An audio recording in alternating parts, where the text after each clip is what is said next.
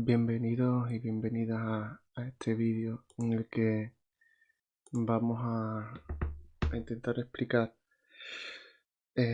cómo se forman las palabras en nuestra lengua española, lengua castellana, y la estructura de las mismas, dado que sin conocer bien la estructura, los componentes que forman las palabras, es más complicado entender de esos mecanismos de los que vamos a hablar. En primer lugar, en cuanto a la estructura de estas palabras, lo primero que tenemos que tener en cuenta es que dichas palabras se componen de unas unidades menores llamadas monemas, que a su vez pueden ser de dos tipos, bien lesemas o morfemas. Diferencia entre ambos es que el lesema constituye la raíz de la palabra, es decir, es la que va a aportar la mayoría de la carga semántica, la mayoría de la carga de significado que viene en el diccionario. Esa parte en toda la familia léxica, que todas las palabras que están compuestas por un mismo lesema, por una misma raíz, van a permanecer bien invariables o van a variar muy poco. Esa poquita variación que tienen es por la irregularidad de ciertas palabras que no han terminado de evolucionar en cuanto a cómo han pasado del latín al castellano actual.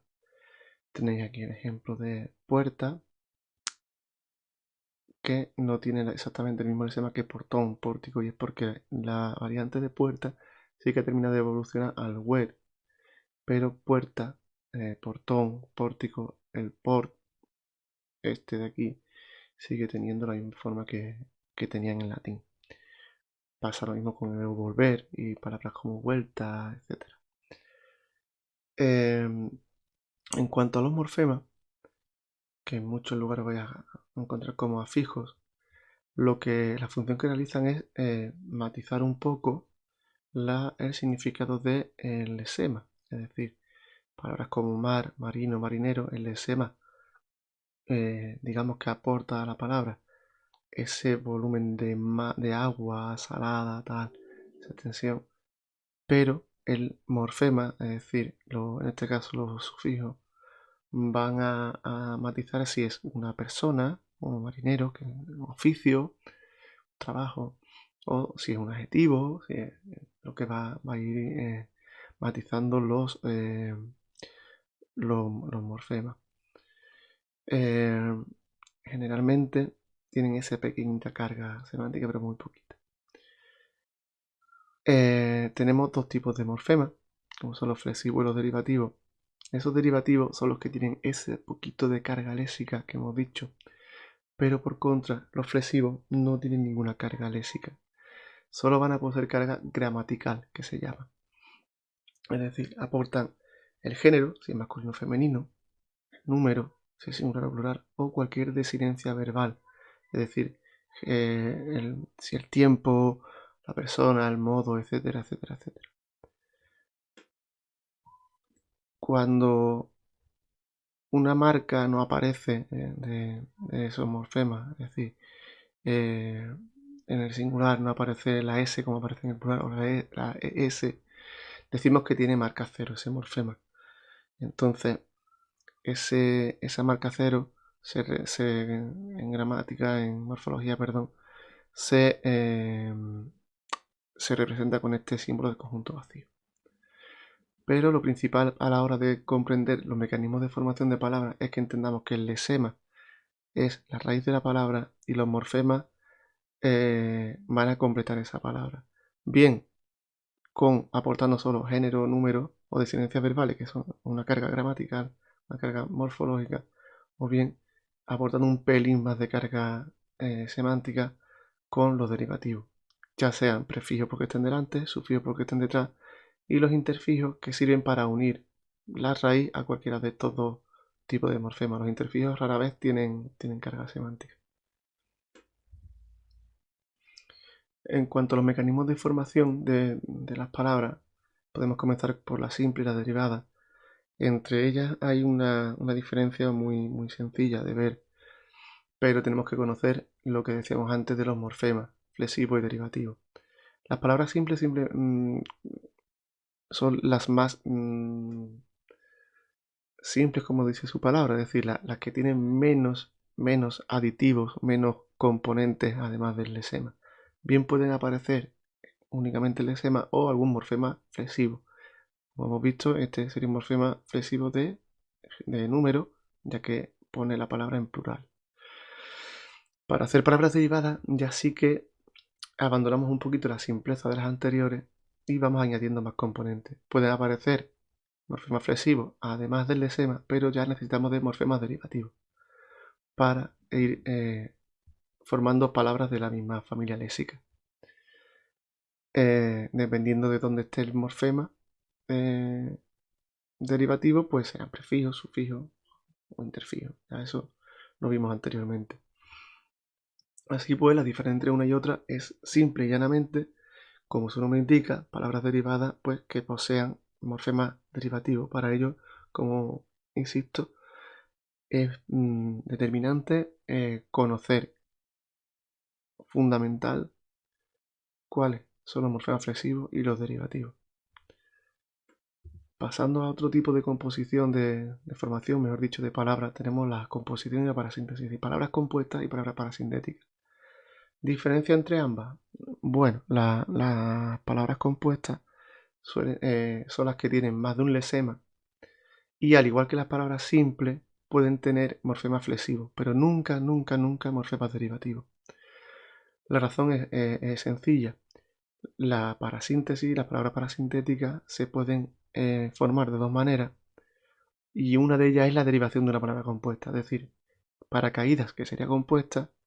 Si la derivamos, decimos paracaidista, paracaidismo, cualquiera de estas palabras, ya sería parasintética, porque le estamos añadiendo morfemas derivativos a los lesemas y el morfema flexivo que utilicemos. De ahí que las palabras compuestas solo se compongan de más de un lesema, dos, tres lesemas, los que sean, y si acaso morfemas flexivos. Pero la parasintética aprovechamos la palabra compuesta para derivarla. Es como hacer, como estoy diciendo, hacer una palabra derivada de una compuesta.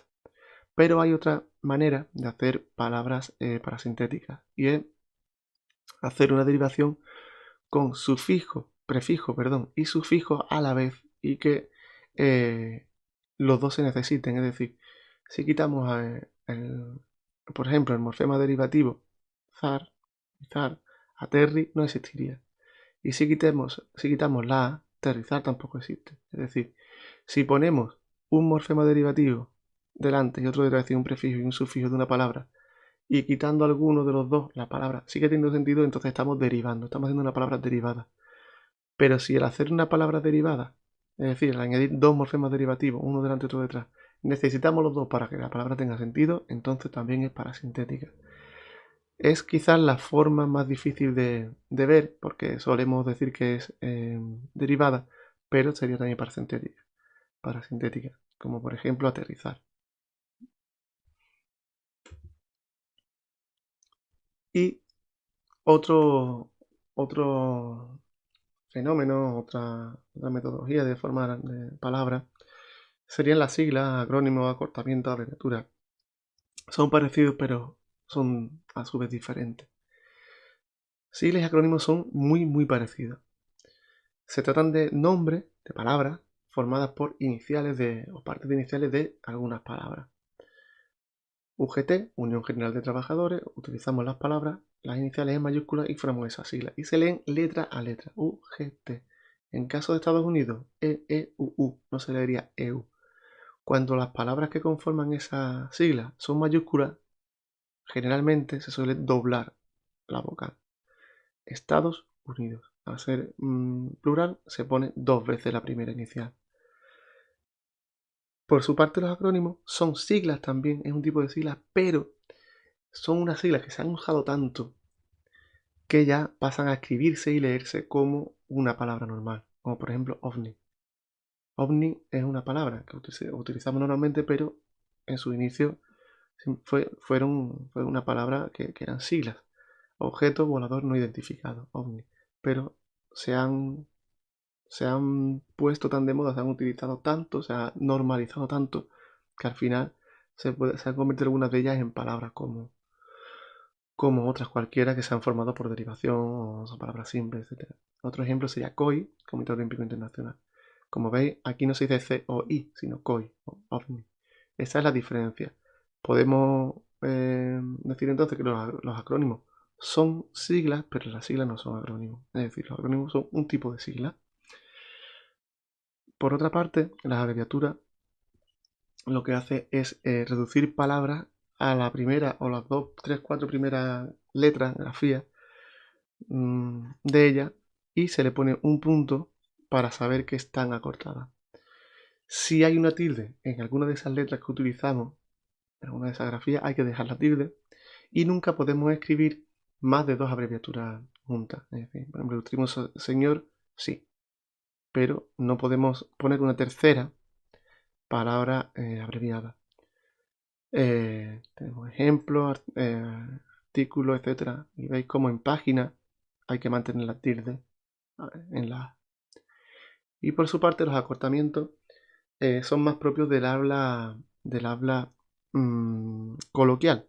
Las abreviaturas, sin embargo, sí que son más del lenguaje culto.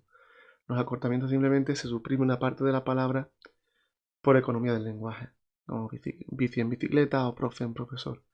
De hecho, incluso pasa como con los acrónimos. Algunas de estas expresiones, algunas de estas palabras se convierten en tan familiares, son tan usadas que no sabemos que provienen de otra palabra que se ha acortado, como pasa con cinematógrafo, que hoy todo el mundo lo llama cine, pero en realidad sería cinematógrafo. Por último, os dejo con un esquema general en el que se ve muy fácilmente la relación entre la composición de las palabras, la estructura y los procedimientos de formación. Aquí tenéis todos los procedimientos de formación que hemos visto, con algún ejemplo entre paréntesis. Y las unidades que forman las palabras, las unidades menores, los monemas, que dijimos, el lesema sería la raíz de la palabra, los 2 tipos de morfemas, tanto flexivos como derivativos, de los cuales dijimos que los flexivos nos servían para hacer palabras simples y matizar género, número y algún matiz verbal, mientras las derivativas nos servían para seguir haciendo palabras de la misma familia léxica o bien para hacer palabras parasintéticas desde una compuesta. Y por último tenéis aquí las últimas procedimientos de formación de palabras que hemos visto, tanto las siglas, los acrónimos, abreviaturas y acortamientos. Creo que como muestra de la relación que existe entre la estructura y la formación de palabras en nuestro idioma, es un esquema muy válido y espero que esta explicación os haya servido de algo, y para cualquier duda o aclaración ya sabéis que podéis hacérmela llegar por cualquier comentario del vídeo, o si lo veis en el blog, en cualquiera de las herramientas de clase, los que sois alumnos míos, y yo la responderé, os ayudaré encantado. Gracias por vuestra atención y hasta otro vídeo.